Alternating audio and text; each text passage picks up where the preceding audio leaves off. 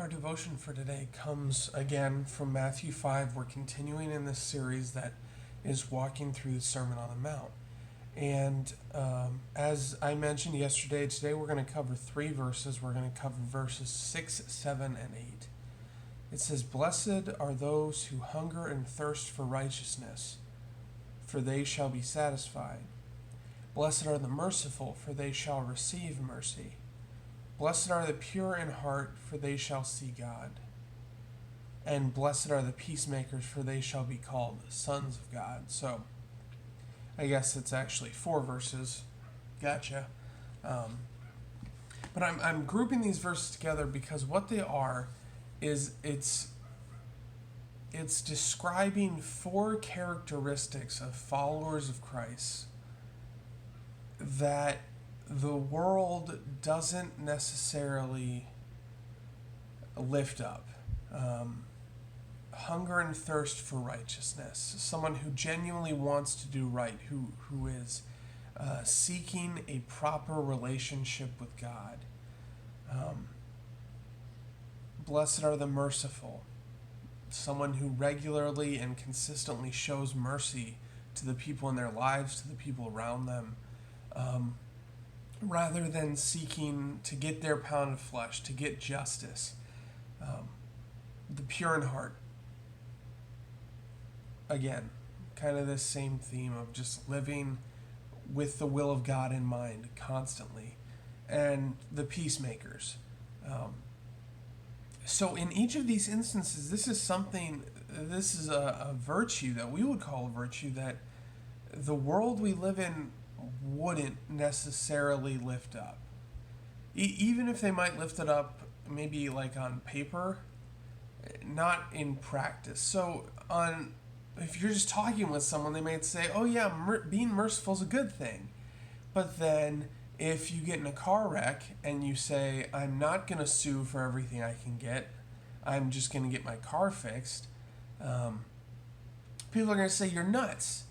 You should be taking advantage of this situation. You should be getting what you can get instead of being merciful.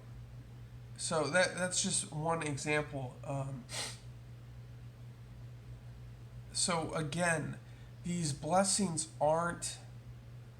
they're not ethical demands. They're just statements of here's how Christians live, and they're promises that it's going to turn out. Right? So we have these characteristics. The world doesn't necessarily appreciate them, and here we're told that they will be satisfied. That hunger, that thirst for righteousness, it will be satisfied. And this is I guess you could say this is fulfilled in the short term, because when you live with righteousness, there is some sort of internal satisfaction. When you've done the good thing, the right thing, the godly thing, and you lay down and go to sleep at the end of the night and you think back, that I did that thing today, that was a good thing, there's some internal satisfaction. I think it's okay to admit that. But it's also pointing us to the new creation when our need for righteousness, before God is satisfied because of what Jesus Christ did for us on the cross at Calvary and then rising again from the tomb on Easter. We will receive mercy. That's a straightforward promise. They will see God.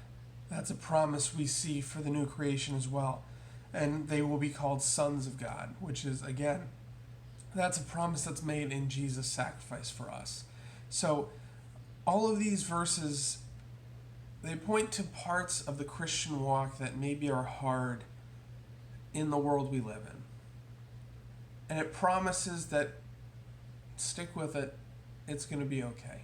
So that is what I have for you. We're going to continue walking through this Sermon on the Mount probably for a while. There's a lot to it. I hope you don't get bored.